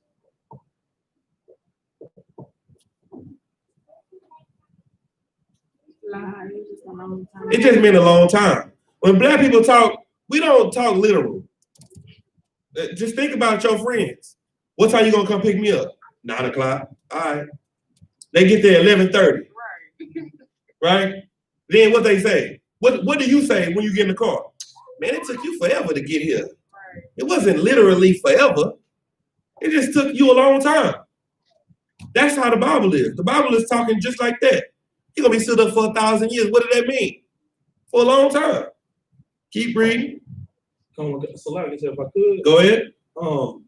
This could not possibly be accurate, but when I looked up the Dark Ages, it showed that it took place between a 1,000-year period. It says from the 5th century to the 15th century, which would be 1,000 years. That's fine. But it's just that, don't look at it like it's a literal 1,000 years, like to the day. Like people say, they say we was going to be in captivity for 400 years. Right. So on the day of when the new year changed, they looking for Christ to come back. 400 years is up. It ain't literal. It's just a long time. All right, keep going. And after that, he must be loose for a little season. For how long? For a little season. After the Renaissance era, when he started to repaint all of the pictures and started to make people that were black, that were rulers, now they were white. So that's that's the new argument they talk about with Beethoven. Beethoven became a white man in the Renaissance era. You know what I'm saying? King James became a white man. Jesus Christ became a white man. The disciples became a white man. because now this is a Renaissance era. This is a rebirth, and it's only for a little time. So what? We've been in America, what? I mean, this captivity has been going on for what? 400 years. It ain't 1,000. It's a short time. See what I'm saying? Keep reading. Verse 4. And I saw thrones, and they sat upon them, and judgment was given unto them. And I saw the souls of them that were beheaded for the witness of Yahushua, Hamashiach. So after this, after their time is up, after their short time is up, what's going to happen? They gonna get judged. They're going to get judged. And what's going to happen to us? We're going to rule over them. We're going to reign over them. Thrones are going to be given to us. Keep reading. And for the word of the power, in which had not worshipped the beast, neither his image, neither had received his mark upon their forehead. So what is the beast? What is his image? And what is having the mark upon their forehead? They are not going to follow. Okay, the scripture calls the other nations the beast of the field.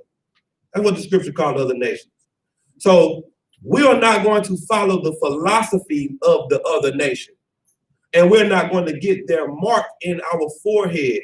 Now, Christians always say the mark of the beast is a chip and it's going to be in your forehead and your right hand. So then they start telling you they're giving out the chips in your hand. Where is the chip in the forehead? Who they giving chips in the forehead to? Because it ain't got nothing to do with a chip. A mark is the thing that you follow, that you make your doctrine.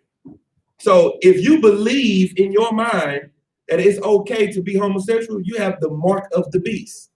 Because what do? You think it and you do it. It's in your mind and it's in your hand. You think it and you act it out. If you think it's okay to eat pork, you won't have a problem with it. You think it and you act it out. That's the mark of the beast. That's the philosophy of the other nations. That's the philosophy of the beast of the field. Go ahead, keep reading. Go ahead. But that's just like you know how that it's like a saying, like with I know my parents did it like with my sister when she started venturing off and messing with boys. You know what I'm saying? It seemed like every dude she would talk to, like she was talking to some dude in Kuwait or whatever. I think he was like a Muslim or something. I don't know. Right. But she started following after that. And my mom was like, he done made his mark on you. Right. It's like her following, learning. And now she, her baby daddy is Moab. She started speaking Vietnamese and all of these things. And that word, we say that like, that person left a mark on you. That's right. Because the Lord don't want you marrying other nations for that very reason. Because you marry a Chinese person, then you're gonna check Buddha out for a little bit. You're gonna see what Buddha talking about.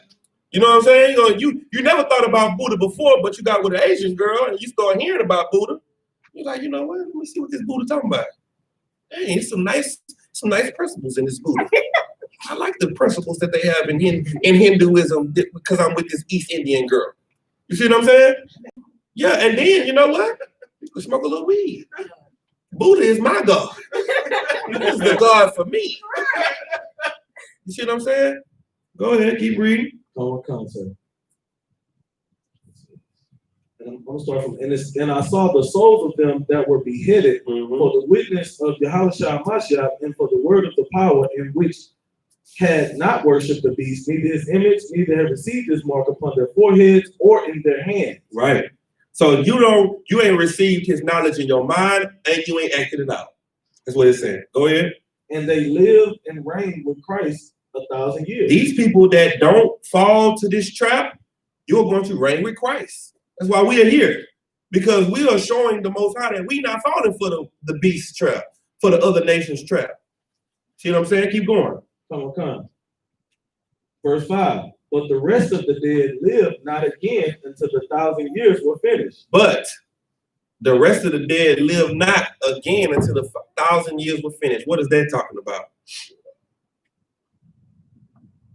Go ahead. That's those of our people who follow the other nations and everything. they're not gonna live and reign with Christ, but they will come into the kingdom later. Give them a hand.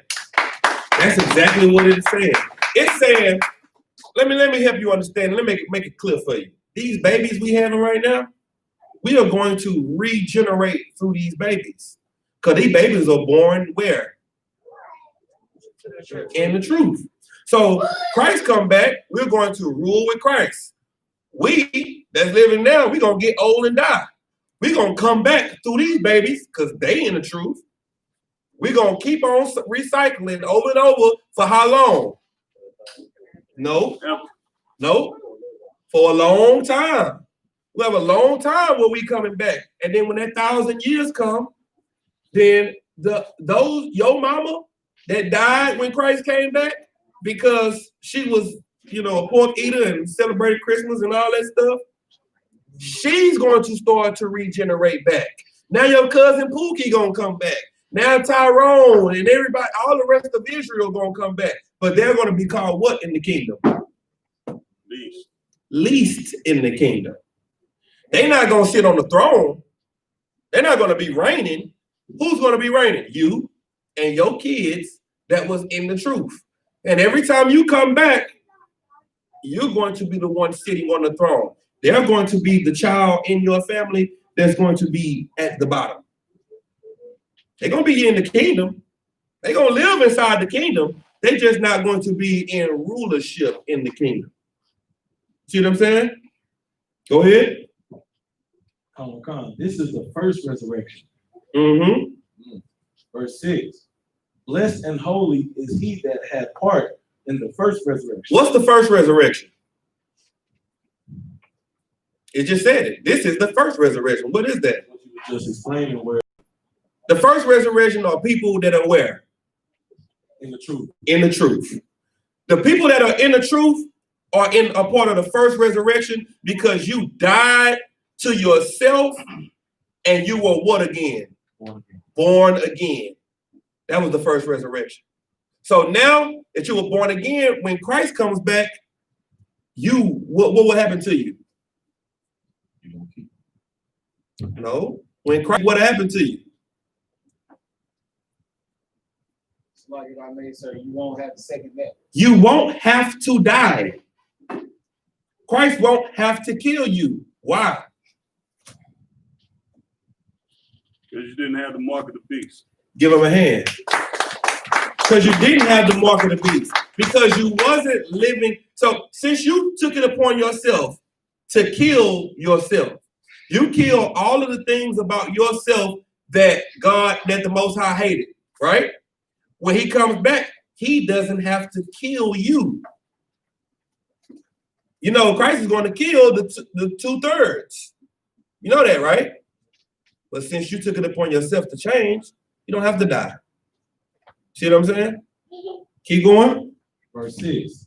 Blessed and holy is he that had part in the first resurrection. Mm-hmm. On such the second death had no power. On people that have part in the first resurrection, if you come into the truth, the second death have no power. What is the second death? When Christ come back and kill all of the people that were wicked and deserve to die. See what I'm saying? Go ahead. But they shall be priests of the power and of Christ, and shall reign with him 1,000 years. But we're not going to die when they die. We're going to reign with Christ for 1,000 years. We're going to reign with Christ for a long time. We're going to watch the kingdom get set up. The 2/3 are going to be born back into the kingdom while it's already made. They're not going to watch it be built up. They're going to come back and be like, oh, look, streets of gold. We're going to be like, make these streets of gold. It's a difference. We're going to set the kingdom up. They're going to come into a kingdom. Go ahead, read the next part. Verse 7. And when the 1,000 years are expired, Satan shall be loosed out of prison. Verse 8. And shall go out to deceive the nations which are the. What is this talking about? I know this right here. I know this scripture cut some Christians right here. Because you know what a Christian will say? See, this is the what they call it? The 7-year tribulation. this is the 7-year tribulation. What this is really saying is, this is the same 1,000 years. This ain't talking about a different set of 1,000 years. This is talking about the same 1,000 years it was talking about in verse 3. And it's just telling you now that when the 1,000 years are expired, then he gonna come out and he gonna start lying to y'all again, and then it's gonna be the short time, and then this is going to happen. You gotta remember that John is looking at this as a vision. You see what I'm saying? So he's looking at it and he's explaining it. He's like, man, this beast was bound up in the bottomless pit, and then after that, the kingdom come. But that him being in there is gonna be for a short time. So go ahead. So like I ain't even cut you off because I was confused on that because the way in the scriptures, the way it got it, ordered. The way you're reading it in chronological, you try to read it like it's chronological order, right. But this is him telling story to get you to see this is how it's gonna happen. This is how we talk. Right. I was just gonna say that, like it's just like if I'm telling you a dream. If I'm telling you my dream, I may have put one part, I may have got ahead of myself. Right. Because it's something that I remember. I'm like, oh yeah, that happened. Oh, but look though. So yeah, anyway. Right. And when that happened. That's exactly what it is. So the way he doing it, the way this is being, broken down is, it's like you get excited about a part. It's your favorite part. Like, man, he threw him into the thing and then we started ruling. Right. But I mean, after that, he came out for a little time and started lying again. And we went through great tribulations. You know what I'm saying? But we did rule though. Like he had to get to the ruling before he could get to the lies. Like, hey, don't think this is just a nightmare. It's a good part of this dream too. But it come later at the end though. It ain't right here. You see what I'm saying? Go ahead. That's all you need. That's all you need on that? Oh, sorry, Christ. Anybody got any more questions? Go ahead.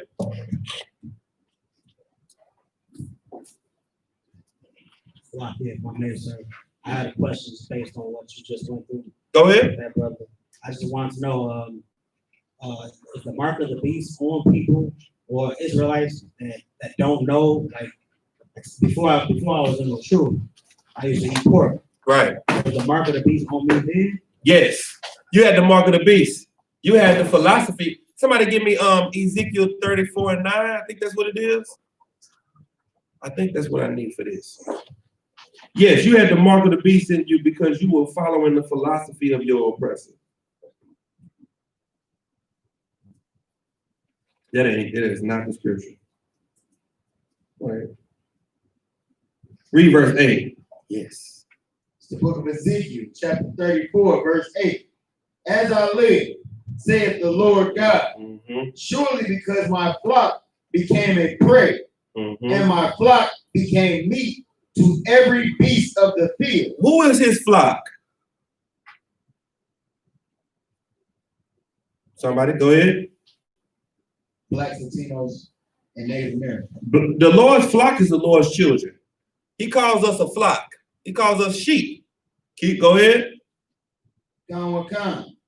Because there was no shepherd, neither did my shepherds search for my flock. Go ahead. But the shepherds fed themselves and fed not my flock. Go ahead. Verse 9. Therefore, O ye shepherds, hear the word of the Lord. Verse 10. Thus saith the Lord God. That's all I needed. We became meat to every beast of the field. So that means the other nations start to eat off of us. The other nations start to destroy us. And we became a prey unto them. We became food to them. You were food to another nation because they taught you that it was okay to eat pork, crab, shrimp, and lobster. But the Christians want you to believe that there's an antichrist that's coming in the last days. That's one man that is the antichrist. Give me 1 John 2:18. We're going to show you what an antichrist really is. It's the book of 1 John, chapter 2, verse 18. Little children, it is the last time. And as ye have heard that Antichrist shall come, even now are they many antichrists. Stop. I thought Antichrist was just one man that's supposed to come. Why say there are many Antichrists? This is in the Bible. So that means during that time, it was many Antichrists in the earth. What does that mean? What is Antichrist? Antichrist is anything that goes against what Christ believes. Give him a hand. You know why there was many Antichrists? Because there were many people teaching different doctrine back then. And that's what the disciples of Christ were fighting against. So when you take the philosophy and the doctrine of another nation, you take on the spirit of an Antichrist. One of them. If you're a Muslim, you took on the spirit of that Antichrist. If you're a Christian, you took on the spirit of that Antichrist. You're homosexual, you took on the spirit of that Antichrist. There are many Antichrists. Keep reading. Whereby we know that it is the last time. We just know that at the end of this, when Christ comes back, ain't gonna be no more Antichrist.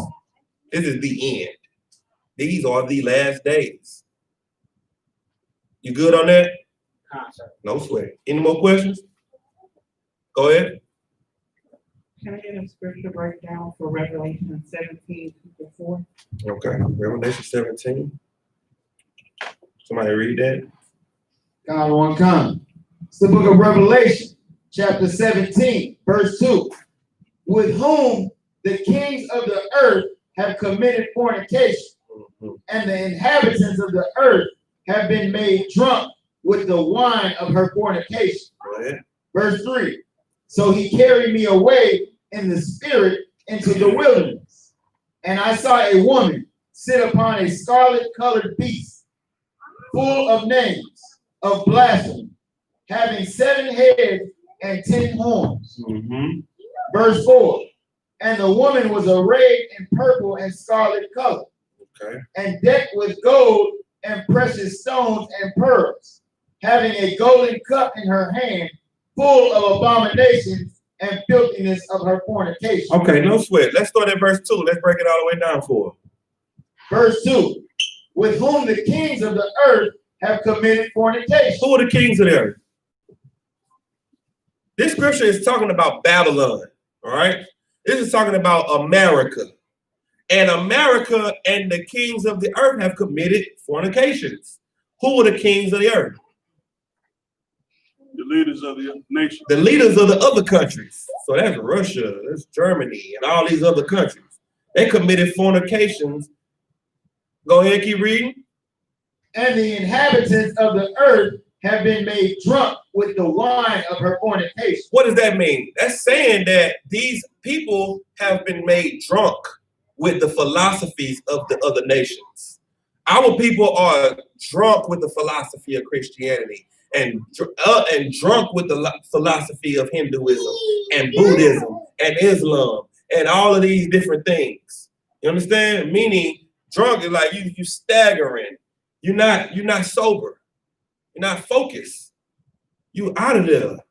You see what I'm saying? And that's what we are. We just out of there with the philosophies of other nations.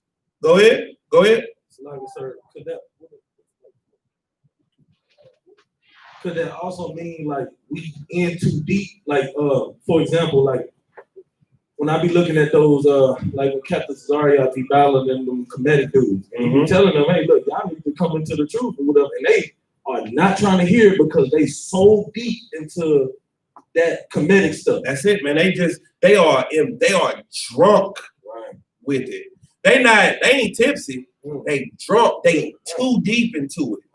Go ahead. Verse 3. So he carried me away in the spirit into the wilderness, and I saw a woman sit upon a scarlet-colored beast, full of names of blasphemy. Full of names of what? Of blasphemy. Of the truth? Of blasphemy. Who is this woman got full of names of blasphemy? This is Babylon. This is America. This is a whore that sits on many waters. Keep reading. Having 7 heads and 10 horns. 7 heads and 10 horns. The saints are Portugal, Italy, Spain, France, Germany, Russia, and England. Those are the 7 heads. Those are the empires that broke off from Rome. You understand? When Rome split up, they split up into those empires. And then the 10 horns were the 10 common markets that came out of those different heads. So that's Belgium, the Netherlands, Denmark, Ireland, Switzerland, Austria,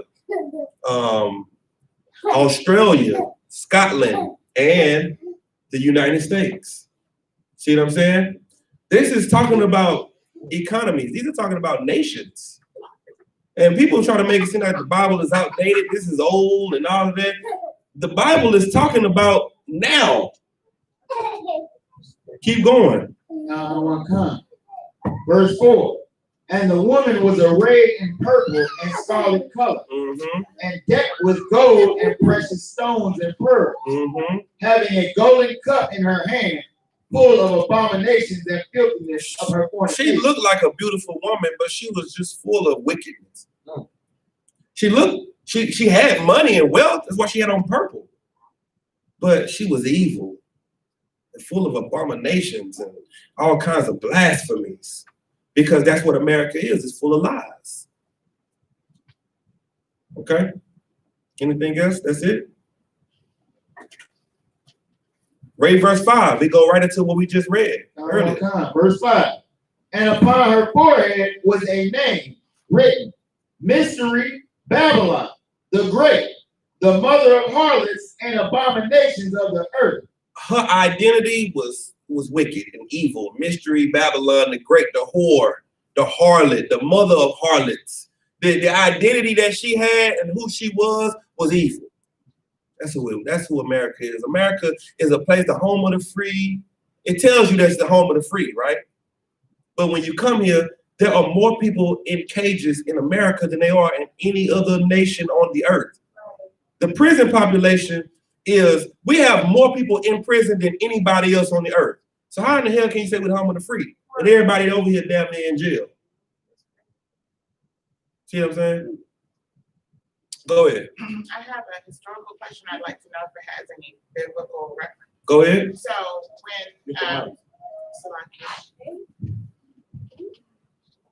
when the different colonists came over to start America, they were running from what they call religious persecution and other things. But when you do the research, you find out that there were rules. They were being governed, and they wanted to not follow the rules of whatever religion they had. Basically, they wanted to do what they wanted to do, which it has shown in the development of America.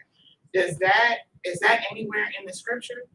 Or is that just a historical point when you discuss that with someone, that this country was based on not following laws? That's where the freedom comes from. It's free to be heathens. Give me Wisdom of Solomon chapter 2.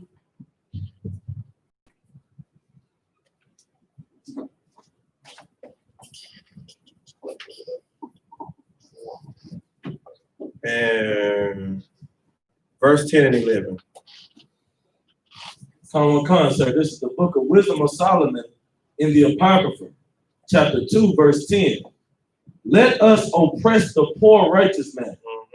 Let us not spare the widow, nor reverence the ancient gray hairs of the age. Verse 11. Let our strength be the law of justice. Let our strength be what? Let our strength be the law of justice. Go ahead. For that which is feeble is found to be nothing worth. The white man's strength is his laws that he made.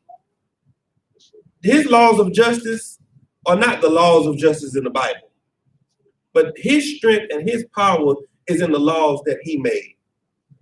And that is how he has become such a great nation, because he made his own rules. He said this, he made rules that even he don't keep. He don't even respect his own rules. He can say one thing, but he can do whatever he want to do if you got enough money, you got enough bread, then you can do whatever the hell you want to do. Donald Trump should have been in prison. But Donald Trump is the leader of the free nation. So, I mean, you can really, the white man, you can't trust his word for nothing. Because the white man is the devil. That's right. That's right. Any more questions? With that, we're gonna pass the class over to Precinct Officer DeWar Allen.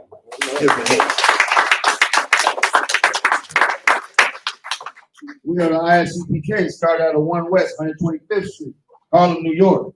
Rule for new brother and sister. When a new brother or sister comes to the school, they are off limits for 6 months. They are to be saluted only. They are here to shed themselves of the world. If they need transportation, the teacher will arrange it. After 6 months, if a brother or sister has an interest in a particular person, he or she must get permission from the head to speak to a brother or sister. There is another 6 months in which the brother and sister will court each other. After this 6-month period, the brother and sister will get permission from the head to marry. Tithes, which is a commandment from the book of Numbers, chapter 18, verse 21, in the book of Malachi, chapter 3, verses 8 through 10, means tenth in the Hebrew, Ma'asharah, of every penny of any increase the Lord gives you. Give to Treasury Department or teacher. Priest fund, free will offering for priests, not mandatory. Whatsoever amount you would like.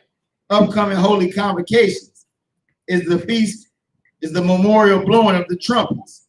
The first day of the 7th month, Saturday, September 28th, from the book of Leviticus, chapter 23, verses 24 through 25. If any brother wants to be a trooper in the school to start wearing all black, boots, shirt, pants, headband, and scarf.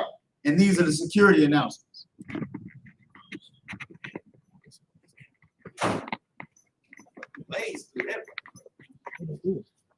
Did y'all check any questions online? Salakia. Hey, we clear about 5 o'clock. So You got any questions online? Sir. On the YouTube, you'll turn face to east. You're gonna say the Lord's Prayer in the Hebrew. Abanawa, Shabbat Shemaya, Wadash, I.S.U.P.K, Yahweh, Malakaka, Saba'ah, Ratazaka, Aisha, Baratazah, Mashamaya, Lakananawa, Lakam, Ko, Wayam, Masalakna, Kabawakna, Kasalakna, Kabawafina, W.I.N.N. Manasaya 1, Above, Rashayna, Mayan, Ra, Kaya, Laka, Amalakwa, Wahala, Wahadapara, Lawalamin, Abad, in the English, our Father, Lord in heaven, hallowed be thy name, Yahweh, thy kingdom come, will be done, in earth, as it is in heaven. Give us this day daily bread, our daily bread. Forgive us our debts, as we forgive our debtors. Lead us not into temptation, but deliver us from evil. For thine is the kingdom, and the power, and the glory, forever. So be it. So, turn first to front. Gonna give a courtesy salute to the brothers, men of Israel, Amadim Shabbat, Majid, Barak, Yazamata, Saw. Turn and face the sisters. Courtesy salute to the sisters, men of Israel, Madam Shabbat, Majid, Barak,